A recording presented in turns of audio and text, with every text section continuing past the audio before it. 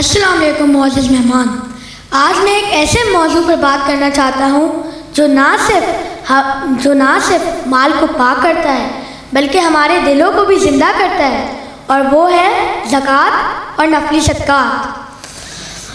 اسلام ہمیں یہ سکھاتا ہے کہ زکوٰۃ نہ صرف ہمارے مال کو پاک کرتا ہے بلکہ مال جو ہوتا ہے وہ نہ صرف جمع کرنے کا ہوتا ہے بلکہ بانٹنے کا ہوتا ہے. زکوٰۃ اسلام کا ایک بنیادی رکن ہے، اور وہ ہمیں یاد دلاتا ہے کہ ہمارے مال میں غریب، مسکین اور ضرورت مند کا حق ہے. اور آگے بڑھتے ہیں تو نفلی صدقات وہ نہیں ہے جس پہ آپ کی پابندی ہے، بلکہ وہ ہے جو آپ دل سے دینا چاہتے ہیں. اور یہ ایسا صرف پیسوں پہ محدود تھوڑی ہے، یہ آپ کسی بھوکے کو کھانا کھلانا، کسی ضرورت مند کے اسکول میں مدد کرنا، یا کسی کے چہرے میں مسکراہٹ لانا، یہ بھی صدقہ ہے. اسی سے ایک واقعہ حضرت عیسیٰ علیہ السلام کے زمانے کا ہے کہ جب حضرت عیسیٰ علیہ السلام کا زمانہ تھا تو ایک دھوبی ہوتا تھا، اور وہ جب لوگوں کے کپڑوں کو تبدیل کر دیتا تھا، اس میں آپس میں تبدیل کر دیتا تھا، تو لوگ اس سے بہت پریشان ہوتے تھے. تو وہ حضرت عیسیٰ علیہ السلام کے پاس گئے اور انہیں یہ بتایا، تو انہوں نے کہا کہ آپ اس کی ہلاکت کی دعا کریں.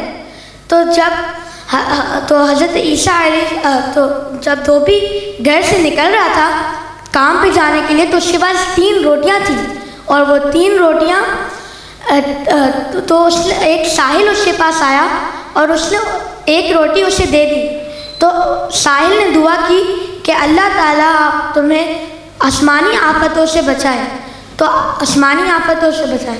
تو اللہ تعالیٰ وہ دعا سے کافی متاثر ہوا، تو اس نے دوسری روٹی بھی اسے دے دی، اور پھر اس نے واپس دعا کی تو وہ واپس متاثر ہوا، اور اس کے بعد تیسری روٹی بھی اس نے دے دی. تو اس نے یہ دعا کی کہ اللہ تعالیٰ آپ کو توبہ کرنے کی توفیق عطا فرمائے. تو ایک بہت بڑا سام اس کی کوٹری میں آ چکا تھا، کیونکہ اس کی تو ہلاکت کی دعا ہو چکی تھی.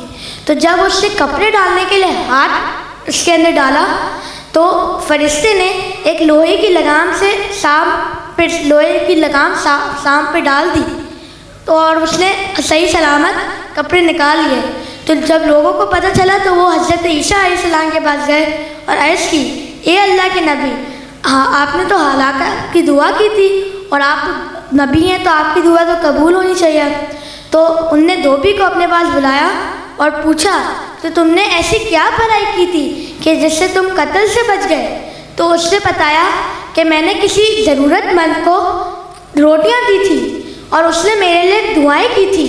تو جب شام کو بلایا اور اس سے پوچھا گیا تو اس نے عرض کی، اے اللہ کے نبی، اللہ تعالیٰ نے آپ کی دعا قبول کر لی تھی، مگر اس بندے نے کسی کو صدقہ دیا، جس کی وجہ سے فرشتے نے میرے اوپر ایک لوہے کی لگام ڈال دی.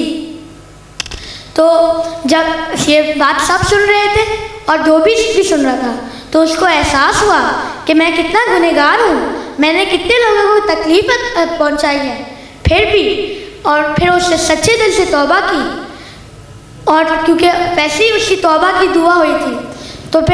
تو حاضرین، آپ کو پتہ چلا کہ صدقہ اتنی بڑی نیکی ہے، صدقہ، ڈونیشن، زکوٰۃ اتنی بڑی بڑی نیکیاں ہیں کہ جو آپ کو بلاؤ آفتوں سے بچا سکتی ہیں. تو آئیں، عہد کریں کہ ہم زکوٰۃ پوری دیانتداری سے دیں گے اور صدقہ اپنی لائف کا حصہ بنائیں گے. السلام علیکم.